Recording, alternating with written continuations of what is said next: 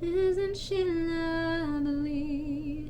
I feel like it's fine, whatever. I know I already complained about Digital Circus on this channel. I'm sure you're excited to hear me complain even more. I look like this in every video, so like the makeup is not Digital Circus themed, it's just my shtick for this channel. The big thing that everyone's talking about right now is, oh my god, Jax the bunny from Digital Circus is a trans woman. I think Jax being trans is a cool and interesting twist, and I like that idea. Gooseworks said that the intention was for it to be subtle, like you wouldn't pick up on it unless you're really looking. But I actually argue that Jax being trans came out of nowhere. This is a controversial opinion, you can yell at me for it, but I want to clarify that I'm fine with trans femme Jax. I'm a hashtag trans ally, okay? I'm not mad just because Jax is trans. I never even liked Jax. I hated her the whole time, so I had no investment. So people are saying that the signs for Jax being a trans woman were always there, and I'm here to argue about that. I believe the signs were definitely there, that Jax was a troubled, emotionally repressed youth. I think a trans kid would fit easily under that umbrella, but I don't think allusions to being trans specifically were present enough for the claims that it was obvious to be true. I'm not saying there were no signs, but the signs that were there were like undermined by everything else going on. We all knew she had secret baggage. It was not shocking that she had baggage. We all knew that's where this was going. But throughout the show, the predominant thing that Jax's baggage seemed to be about was Rivet, and not whatever happened before the circus, and certainly not her own identity. Like, whenever we got reference to Jax's baggage, it was about Rivet, and then like one time we got that shot of her human counterpart running around in the real world. We got one line, it was, "I'm just a little chicken fetus in an egg that needs to be cracked open." And that was really clever, the one time it happened. And then there was the maid outfit thing, but I'm gonna be real for a second. I'm being so serious. I think that more than anything else, the maid outfit functioned as fan service. In a perfect world, which I understand we don't live in and never will, a man, a theoretical cisgender man, could wear a maid outfit and it wouldn't speak to anything about his gender necessarily. Like, it wouldn't mean that he's secretly a girl, that it's making him question his identity. If it does, it's not bad. If a dress awakens something in you, that's amazing and cool. And apparently for Jax, it was speaking to something inside of her because she was a girl and she was freaking out. But like, this maid outfit was specifically the shit all of those TikTok guys in 2020 were wearing to make those weird thirst trap videos. Does anyone remember these?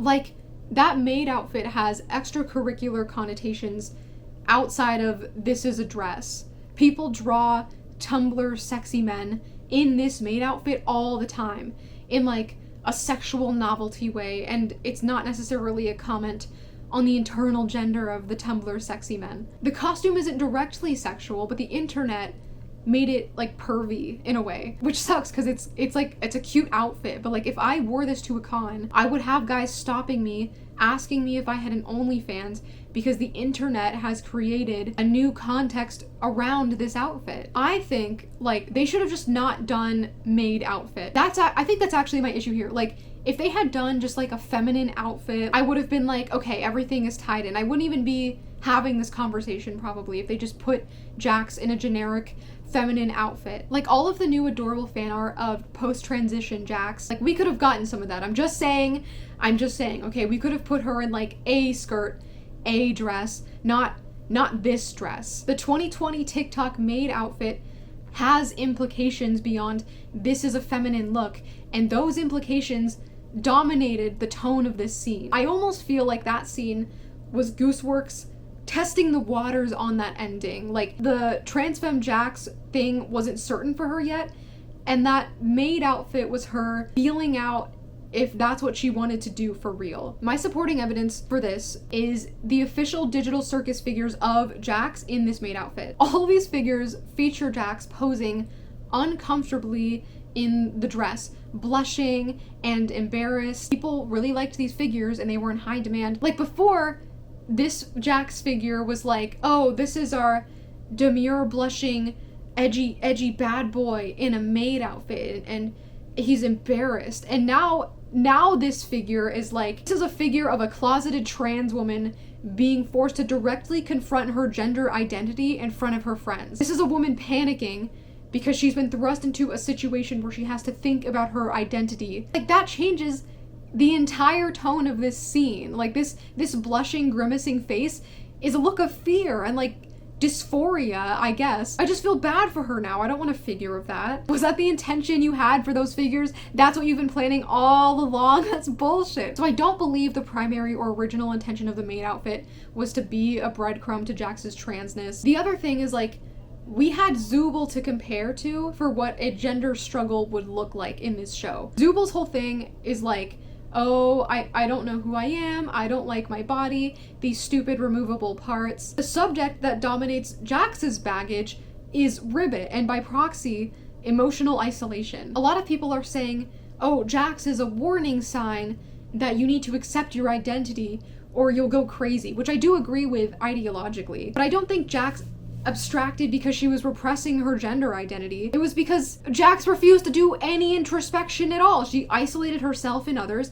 She refused to explore her feelings, her grief surrounding Ribbit, her guilt surrounding Ribbit, her guilt surrounding her mom that she might have killed. She ran away from that. She repressed everything. The gender shit was like secondary to all of this. Maybe the gender thing was like a catalyst for whatever conversation caused Jax to push her mom. I understand that, but that doesn't mean the gender thing like surrounds all of this. It's more like a background noise almost. This is something I've been thinking about a lot while reading threads on this. I think that the picture painted of Jax is not complete without having seen all of the extra art and writing and fun facts that Gooseworks posted online during the run of Digital Circus. I think, like, if you watch this show without any of the fan art that Goose did, any of the stuff she was posting online, any of that context, then I don't believe there's an obvious trans subtext for Jax. A lot of people consumed Digital Circus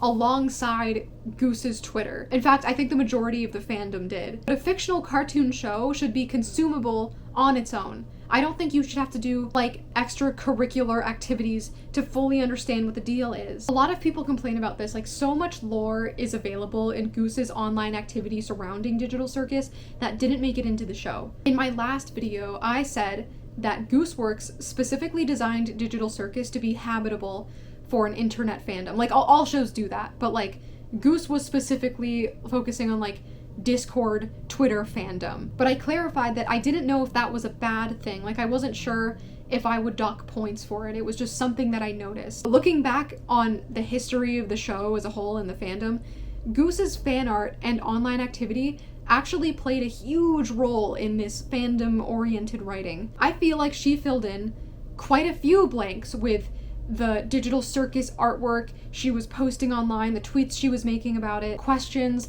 that she was answering. It's not like it was a book club where discussing it with others would naturally enhance your understanding or enjoyment of the media. It's fully like Goose was using social media, subconsciously or otherwise, to add author's notes to her own show instead of just putting it in the script. So like, in that way, a show designed for fandom is bad because in many ways you weren't getting the full picture unless you were paying attention to her Twitter. And I think a lot of people in the fandom were consuming this stuff, so it colored the way they saw the show. So to them, yeah, it was obvious Jax was trans because Goose is trans, and she said she really relates to her. And didn't you see all the other stuff that she said online about Jax? When you read old Reddit or Twitter threads about like trans femme Jax theories that predate the finale by several months, Goose being trans is like a consistent bullet point in their evidence and is often cited as the strongest evidence or the only evidence. Sometimes it's the only bullet point they have because Goose said she relates to Jax. But like, if I don't pay attention to the creator, if I had never seen her say in a panel, Jax is my favorite and I relate to Jax, I wouldn't have that context. I, as a cis woman, would have never thought to project being trans onto Jax. I would have just seen a troubled youth, which is a state of being that many people can relate to. So if you want me to narrow it down to trans specifically, you need more breadcrumbs leading me there. And I'm just saying I don't think there was enough breadcrumbs. Another huge thing that's been happening when people are arguing about this in comment threads is they're like, but Goose confirmed that Jax is a girl, so it must be true, it's undeniable. And like, yeah, it is true, I'm not here to deny Goose's intentions, Jax is trans, that's a fact. But it's another situation where people are citing Goose, external to the show, to solidify the ending status quo for Jax, instead of citing the show, the script. So once again, we don't get a full understanding unless you're paying attention to Goose's Twitter. And you don't have to flesh out every single thing in your writing if you want to leave it open to interpretation to have some mystery.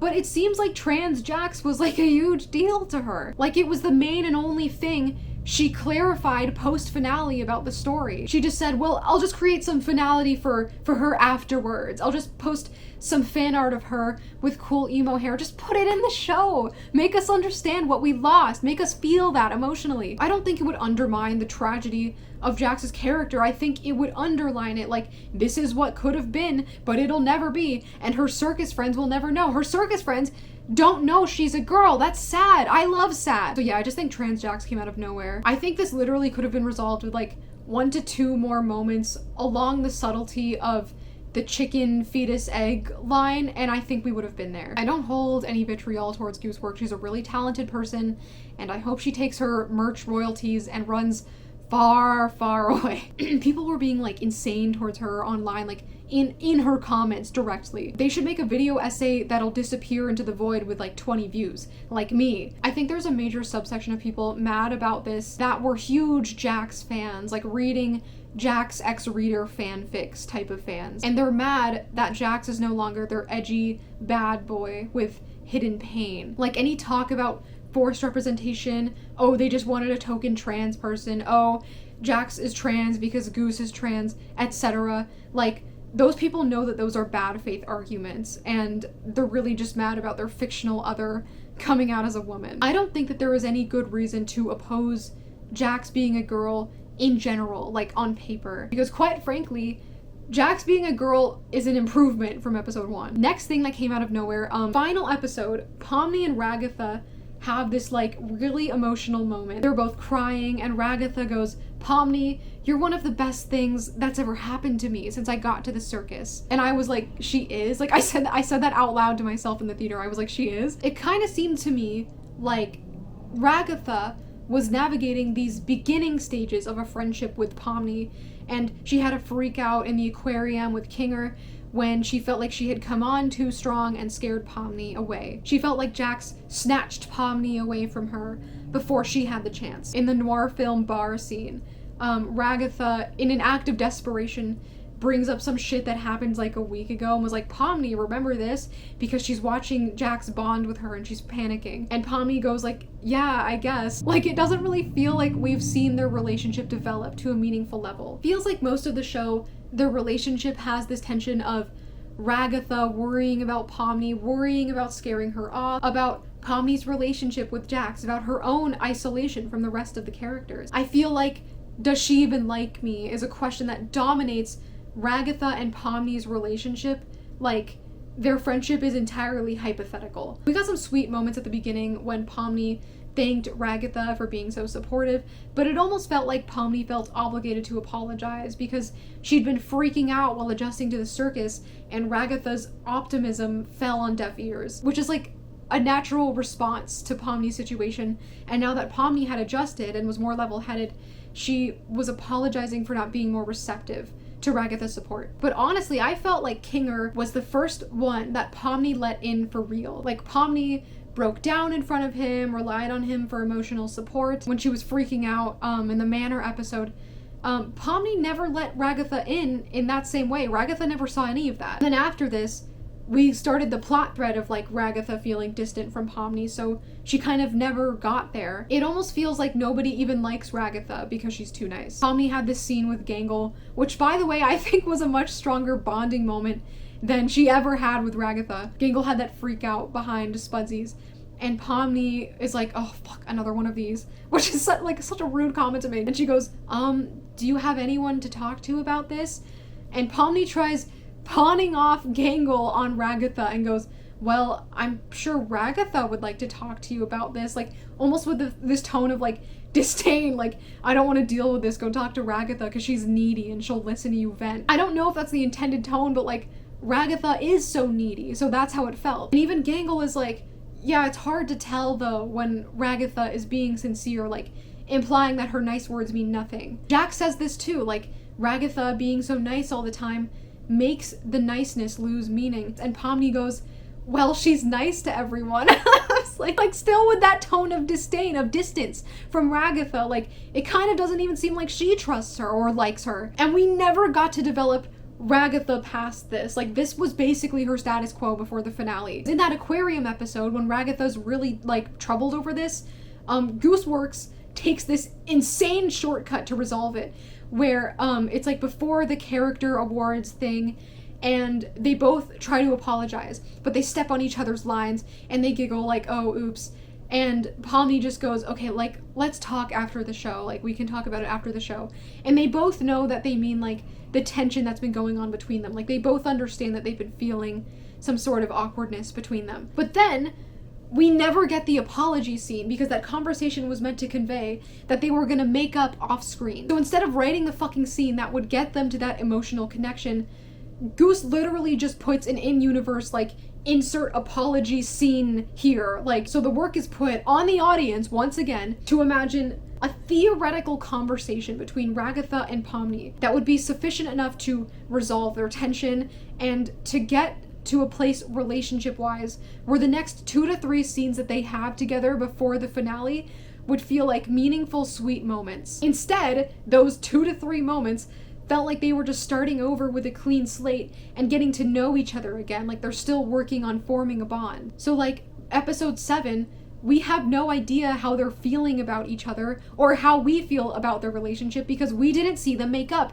We don't know what the status quo is. And suddenly, Pomni is one of the best thing that's ever happened to Ragatha. When did that happen? You were stressing about her not liking you like the whole show. That was a relationship you cherished. When did they ever have this loving relationship? Like, you guys have been scaring the shit out of each other since day one. I like Pomni and Ragatha as an idea. And I think that the trauma of the circus and their situation, like, could bring them together and did, I guess. But I would have believed that scene after Jax had been put away in her little cave. After they all reflected on the situation. Because I think tragedy does bring people closer together.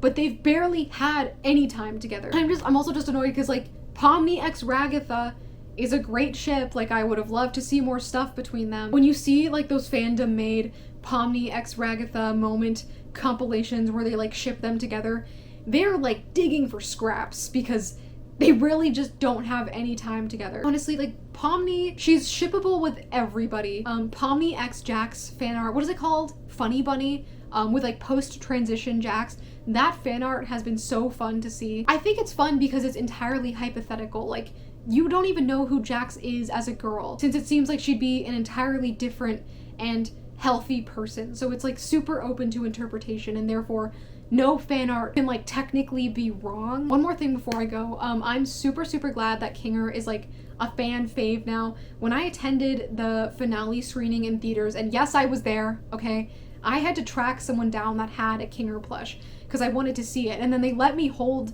the Kinger, like, hold it in my hands and turn him over and inspect his features. And I feel like he was smaller and also bigger than I expected. The other day, someone showed me their Kinger and Queenie magnetic keychains, and those are really cute and little. When I look into Kinger's big, dumb, bulbous eyes, like, I get cute aggression. All of you guys with your Kinger plushes, okay, you like Kinger now, you're posers, okay? I've liked Kinger since day one. I am a Kinger loyalist because unlike you fake fans, I like older men.